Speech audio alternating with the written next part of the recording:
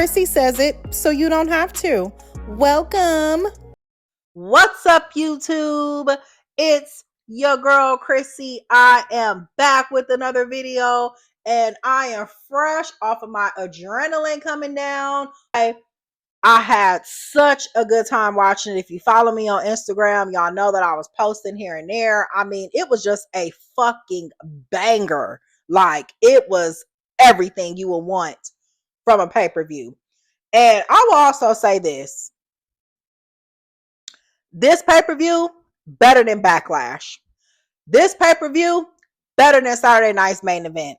And I'm sure this pay-per-view will probably be better than Clash at Italy. Okay? Like, that's how good it was.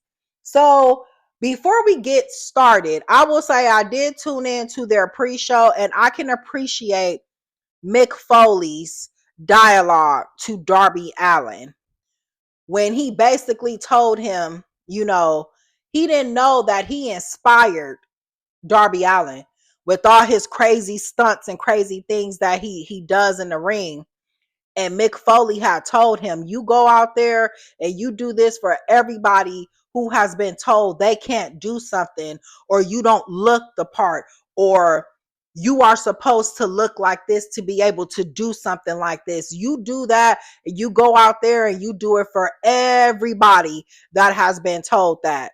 And then, he did his vintage bang bang like Cactus Jack. So I thought that was pretty cool, pretty good storytelling. And I will also say this too, y'all.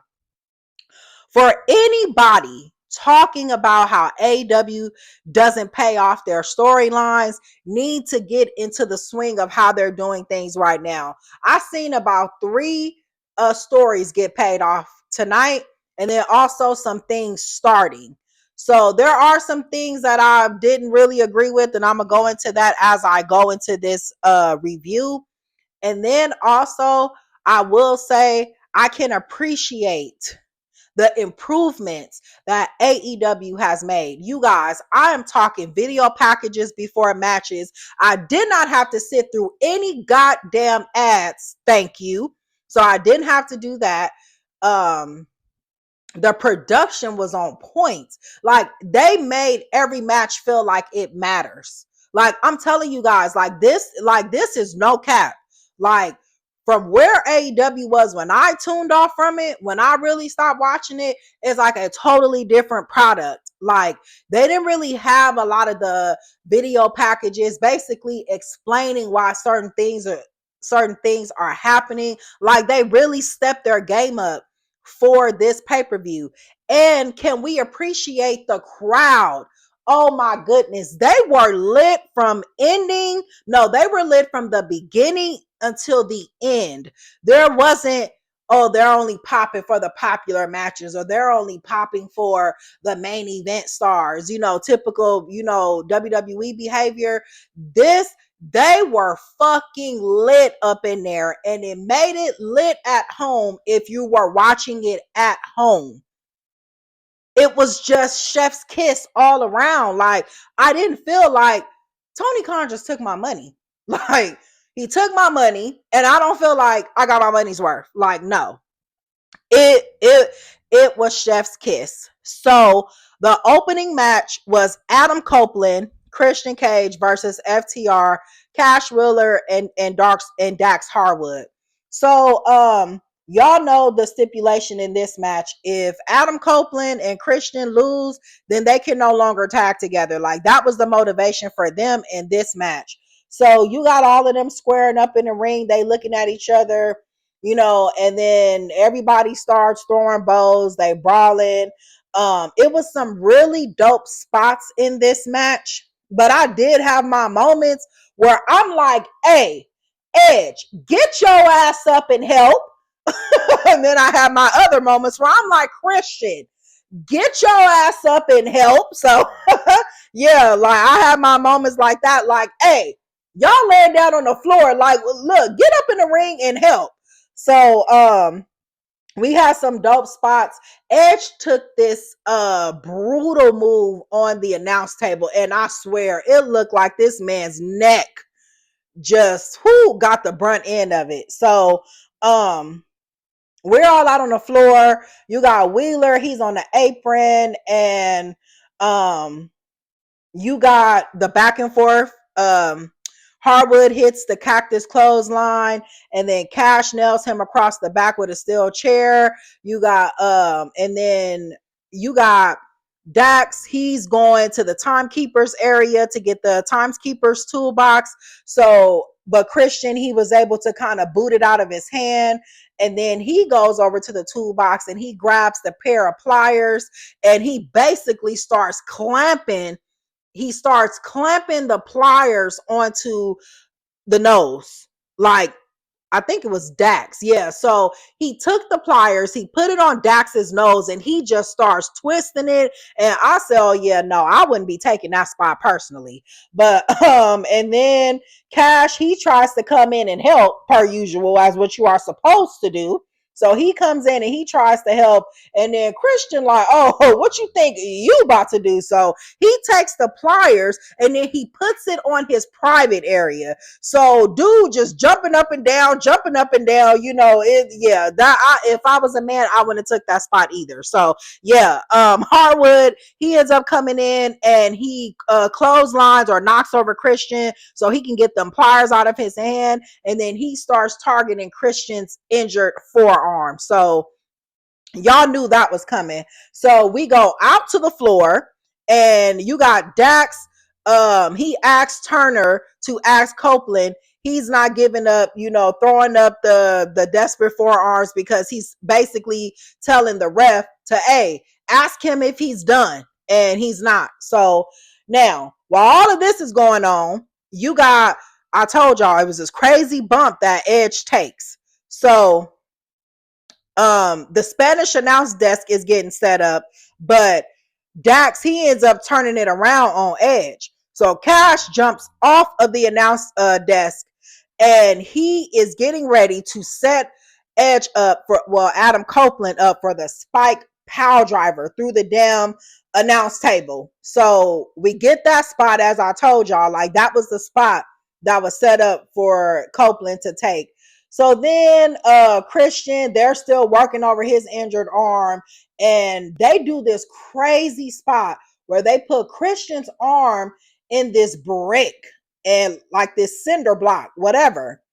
And they just start bashing the chair over it. Like I said, yeah, I wouldn't be doing nothing like that, but it does make for good TV.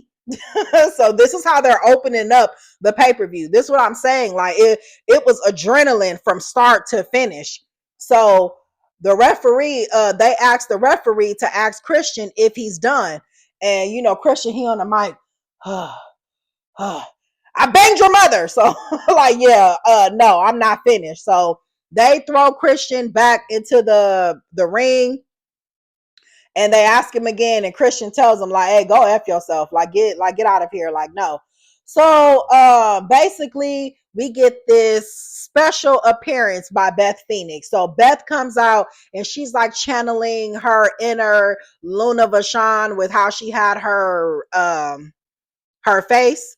And Beth comes, the crowd pops for her, but her return was short-lived because one of them tossed her into the stairs. Like, girl, get your ass out of here. So they tossed her into the stairs, and then they set up the fire table to put either Beth through it. I believe they were trying to put Beth through it, but she ends up moving out of the way. And I think it was Dax who got into the table. I believe it was. Y'all can correct me, but I do think it was him. So no, was it? No, Wheeler. Wheeler is the one who got put through the table. So Dax, he running around like he on fire or something. So basically, right after that, Dax gets the chairs in the ring and they getting ready to set it up. And he takes the mic and he says, look, if you want to see your two daughters tomorrow, your ass better say, I quit. And Cope, he don't say nothing. Beth Phoenix kind of comes and she hits him, you know, in the private area. and that gives a chance for Copeland to get the upper hand. So he gets a running low blow from Christian. And we get ready to get to the end. Cage puts him in a sharpshooter, but Dax says no, he doesn't quit. And then while he's doing that, Copeland, he ends up going over and puts him into the crossface, and he still won't give up. So then he tells Beth to get that spike from underneath the ring. So she grabs that, gives it to him, and he's like just rubbing it across his forehead, and he quits. So the winner of that match is Adam Copeland and Christian Cage. So yeah, they win, and that's that. We get to Takeshita, and I hope I got his name right. Takeshita and Okada. Oh my God. I love the video package that they did for Takeshita, because it just seemed like you can tell that this match was about him. Like, this was really about his journey, and you could just tell with how they presented him, it was about him, and more than likely he was gonna win. So how I took from this match, it was more of like, Okada, he wanted to assume his dominance over Takeshita, like, little bro in him or son in him, in a sense. Like, that was their story. And Takeshita basically, like, he ain't trying to take that shit. Like, bro, I'm ready to go. So Don Callis is out on commentary, and I will say this match from beginning to end, this is a pro wrestling match. Okay, the level of reversals, the level of offense, the level of how these guys were getting out of things and then getting into something is on a whole other level. Like, I mean, this was the match. Like, it was really good. So how they start out, you got the F Don College chance was coming out, but the beginning of the match, it was sort of like a back and forth between the two gentlemen. So they were both able to counter each other, and then they just stood together in the ring and looked at each other, and the crowd is going crazy, I might add. The crowd was on 10 from beginning to the end for this match. So I'm going to get down to the end of the match because it was a lot of stuff going on. And I will say that Takeshita was getting ready to do this bump to Okada, but then Don Callis had kind of like got in the middle and was just saying like, hey, like, look, I don't want you to injure him or anything like that. Keep it in the ring. And Takeshita more like, get the fuck out of my face. Like, look, I don't care about what you're talking about. And Don Callis just basically put his hand, he's like, look, whatever, do whatever you want to do. Like, I don't care. Like, forget it. Like, I'm tired of you. So, yeah. So, we get a power drive knee that is countered into a tilt-a-whirl slam. Okay. So then Rainmaker, he countered that again, and he did the float over Oklahoma roll, and he barely kicks out. So we get to the end of the match.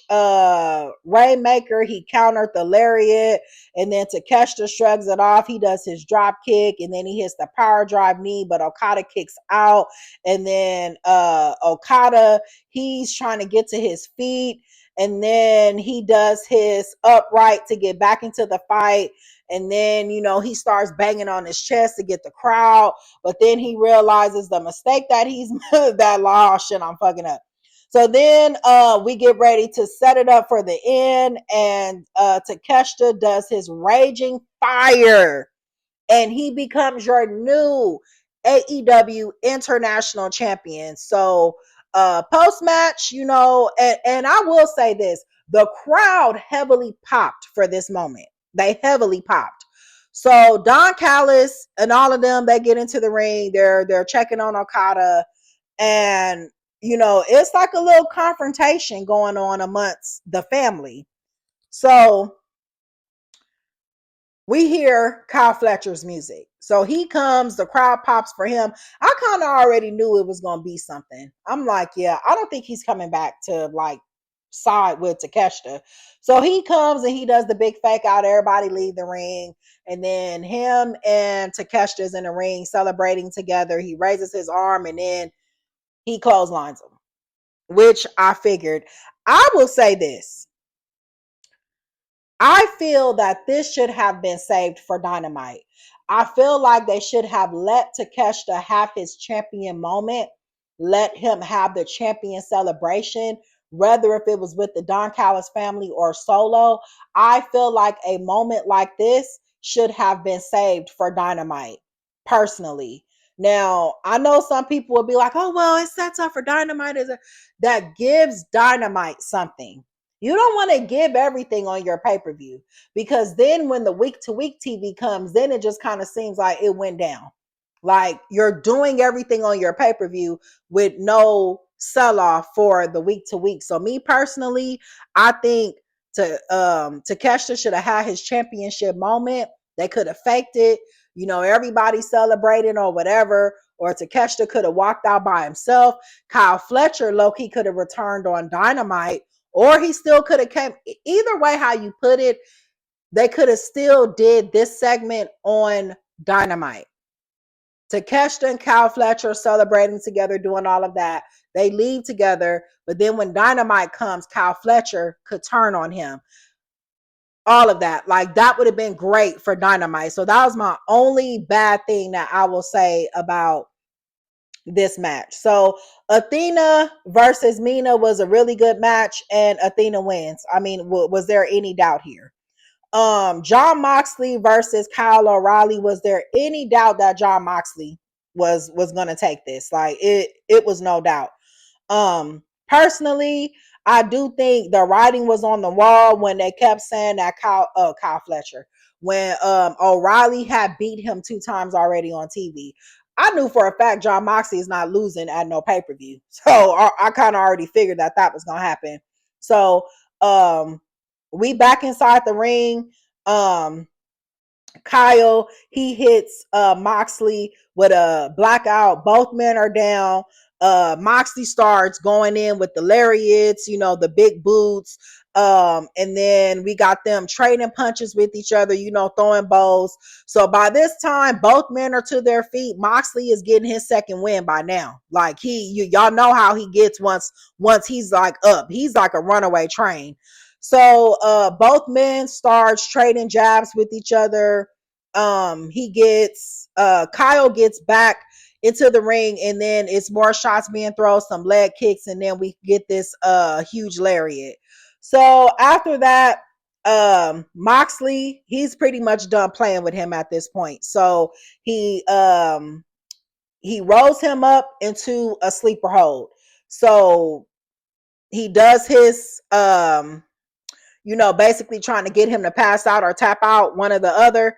But Kyle, he basically counters it into the ankle lock. But then Moxley have his ankle lock too. So they both countering each other for the ankle lock. So it's basically like, bro, who was going to tap here? So John, he gets out of that, and then he keeps that ankle lock on, and you got O'Reilly. He is trying to get out of the ankle lock. Like, he is trying, but it ain't good enough. Jon Moxley wins by submission by using the ankle lock, and he retains. And like I said, was there any doubt here? So then we got Samoa Joe versus Will Ospreay. When I tell you guys this match did what it was supposed to do, Will Ospreay being the aerial assassin that he is, I mean, this match really did what it was supposed to do. Did I think Will Ospreay was going to lose? No, I didn't. Of course he was going to win. Like, what does this win do for Samoa Joe? So, this match too, it really wasn't that long. And I will say kudos to Tony Khan. I think he was listening to a lot of the criticisms, because I will say all of these matches didn't feel like they were super long. They didn't feel super drawn out. It felt like every match went as long as it needed to go. So, and then too, Will Ospreay does this part where I think he's trying to hit a cutter on Samoa Joe, but Samoa Joe does typical Samoa Joe and just walks away. So that was pretty funny. So Ospreay, he's fired up, and he does his hidden blade on Samoa Joe, and Samoa Joe kicks out, and he's taking off the elbow pass. So now Ospreay, he's getting fired up now. So both guys are, lining each other up. But Samoa Joe hits the snap scoop power slam on Will Ospreay.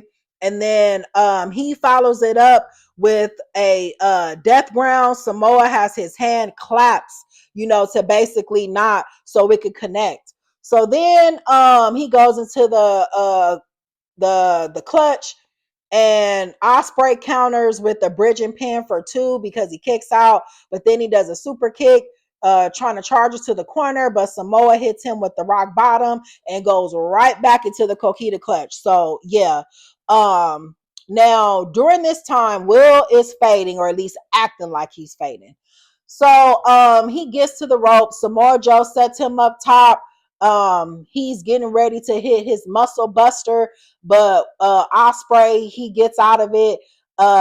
Samoa Joe hits him with a hidden blade of his own, and Samoa Joe kicks out of that, but Ospreay hits him with another hidden blade, and it's over. 1, 2, 3. Will Ospreay wins. And I will say this match that follows really took me by surprise here. This was the match that I was least looking forward to out of all of the matches on the card, but it turned out to be one of the best damn matches I've ever seen. So we got Bandido versus Swerve Strickland. Oh, you guys, this match was OMG fire. Swerve Strickland is him. Okay. I feel like Carmelo got the wrong gimmick. Like Swerve is him, baby. So it was a lot of offense, a lot of defenses. Swerve did this immaculate transition where he like rolled him over and then he picked him up into like a German onto the turnbuckle, like how people do the buckle bomb. He like picked him up and then he threw him into the turnbuckle. I'm like, bro, this man's technical skills is unmatched. Like, and Bandido, he nice too. He was doing a lot of stuff too. I'm like, yo, if you want to showcase what a person can do, this would have been the match. Like, this was really good. So we're getting to the final minutes of the match. We get Swerve and Bandido. They're both back into the ring. It's like this sunset flip that Swerve did. He blocks the Yoshi tonic that Bandido does, but Bandido turned it into like this flip power driver. Like, whew, yeah, it was a lot. So Swerve does his house call, and it's over. 1, 2, 3. Swerve wins. Was there any doubt here? I think this match, you guys, if you have not seen this match, I am telling you, this, to me, this is also the definition of pro wrestling too. Swerve's ability to counter, his conviction when he hits his moves, man, chef's kiss. So we got Hikaru Shida versus Jamie Hayter versus Chris Statlander versus Tekla. Was there any doubt that Tekla was going to retain? So yeah, she retains. I did watch this match. I only watched it halfway because my dog had ran outside, so I had to go get her and bring her back in. So by the time I came back, this match was over. So, but yeah, Tekla, she wins. Now, this Stadium Stampede match, you guys. Oh, I was dreading talking about this because I will say this match disappointed me because I thought it was going to be blood, people getting thrown off buildings or getting thrown through glass. I don't know. I thought it was going to be at the level of that given its predecessors and what came before. This match to me felt very gimmicky, like WWE type gimmicky. It didn't come off as if it's a grudge for all these people. You got tennis balls, you got people throwing food in the catering part. You know, you got Andrade out there flirting with the damn people. Now, I don't know if these are OF girls or not, because I'm hearing these women be placed there strategically for him, but it was just very gimmicky. Kill Switch made an appearance, or whatever his name is now, Luchasaurus. He made an appearance, but it didn't do what I thought it was going to do, you guys. Y'all let me know how y'all feel about this match. I'm not going to do no blow by blow for this one because it was just everywhere. All I can say is it does feel like the Chris Jericho and Ricochet situation may not be over because Chris Jericho didn't pin him. He pinned the other guy who's with him. And I will say, I just thought it was going to be more, blood, more violence, I guess you can say. I just feel like this match played it safe.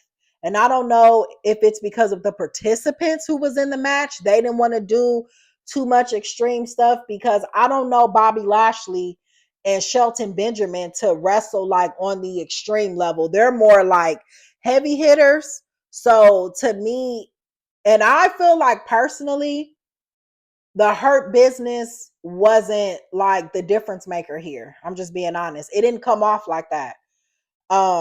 I don't feel like anything in this match per se really stood out. When we got to the end and everybody did their table spots, it just felt like it took a long time for this match to actually do something. And I don't like that. This was the match that I was anticipating because of what came before. So I was hella excited. I'm like, oh man, like, yes, I get to see, some craziness. I mean, Jungle Jack Perry, or whatever he's calling himself, he did run his Jungle Express into into the cart. And I didn't know if the dude was even in the cart. But by the time you look up, he's already back in, like, inside. And it just wasn't, what I expected it to be. So that's just me. I don't know what you guys thought, but I thought it was going to be, something better. And then we get the Darby Allin versus MJF match. And I will say, Darby Allin, who, when I say, I I can appreciate how they did the video package before this match, like the Darby Allin and MJF. I could appreciate that. And I liked Darby Allin's like monologue that they gave him, like coming into the ring. His little video package with old boy getting a taxi and him trying to get to the stadium or the arena to see the match. So I thought that was pretty cool. But Darby Allin, they started it off with, oh yeah, I don't think Darby Allin is retaining. He does something. He's going super, super, super fast. And I think he was going to either hit MJF with a clothesline or something, because MJF was by the ropes. And Darby Allin just came. He was running so fast, and MJF moved out of the way, and Darby Allin just went crashing onto the floor, like landing on the back of his neck. I said, oh my God, like, this man is going to kill himself. Like, literally, like, what is happening? Like, oh, I was like, oh my God, like, I hope he's okay. And MJF, he just laughing like, yeah, bro, I'm about to beat your back and neck down. Like, you're gonna be down in very quickly, in a matter of time.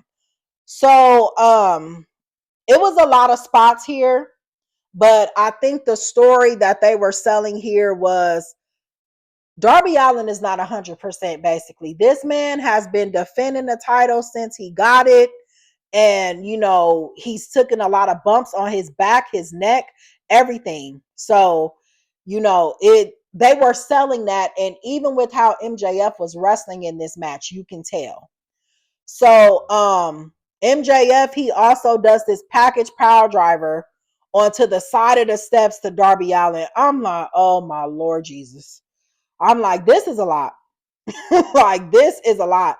And then also, Darby Allin does this spot where MJF is outside, and it looked like Darby Allin is going for a dive, but MJF puts the cameraman in front of him, and then the camera falls to the floor. So all I'm looking at is like the ring post. Darby Allin is laid flat out on the ground.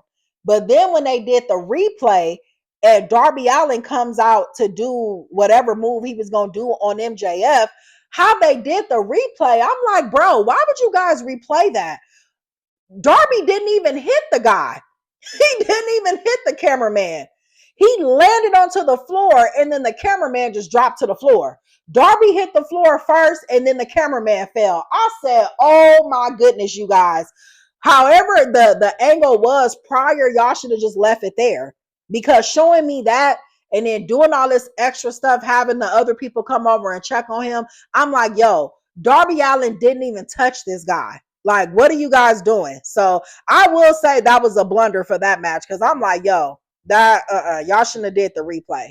So they also did this other dope spot where MJF is laying out on the table and Darby Allin climbs up like on the stage, and he jumps down or does his coffin drop to MJF. And I honestly thought that MJF was going to move out of the way and let Darby Allin take that, but actually they did the spot, and MJF, oh, I said he's winning because he's letting Darby Allin do a lot of his spots. So I'm like, yeah, I was already sold that MJF was going to win. Like, yeah, he's not shaving his head. And when the camera comes back to Darby Allin, the back of his head is busted open. I said, oh man, like, I'm surprised they kept the match going, but I mean, this is the main event, so they probably just kept with it.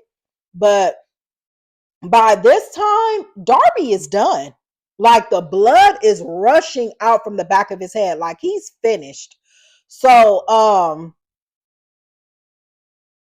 it was just a lot to see. Like, I felt like Darby was really getting beat up here, but I guess that was the mission of the match anyway. So, MJF sets up Darby Allin for the Avalanche Tombstone Power Driver. He hits it, and he does his side headlock takeover, and MJF is the new AEW World Heavyweight Champion.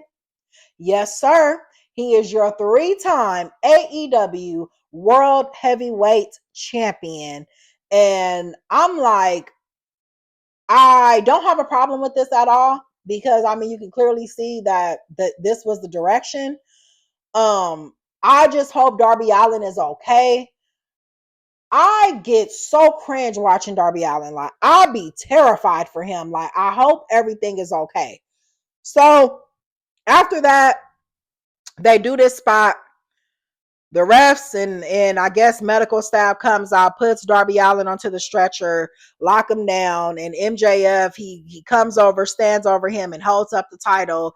And then Kevin Knight comes down, and it's like, you know, he was coming to help Darby, but then he gets onto the top rope and he hits Darby Allin and knocks him off of the and knocks him off of the stretcher. And you kind of see that coming. I will say this was a definite surprise. I think this is a good way to keep Kevin Knight maybe entering into the main event scene. Now, I guess supposedly he's healed, so we're going to have to see how that plays out. And I will say, you guys, AEW Dynamite, AEW Double or Nothing is a grade A for me. It was really good.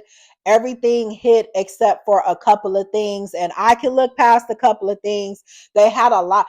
I feel like this match, this pay-per-view felt premium, and that's what mattered to me. I didn't feel like, oh my goodness, like, why y'all just didn't put this on Dynamite? Every match that was on this card felt like it belonged there. So yeah, you guys, that is my AEW Double or Nothing review. I had a good time watching it. I want you guys to let me know what you think about it. I got some more videos coming for you guys for the rest of the week. And you guys can follow me on Instagram at Chrissytalkswrestling, and I will check you guys later. Toodles.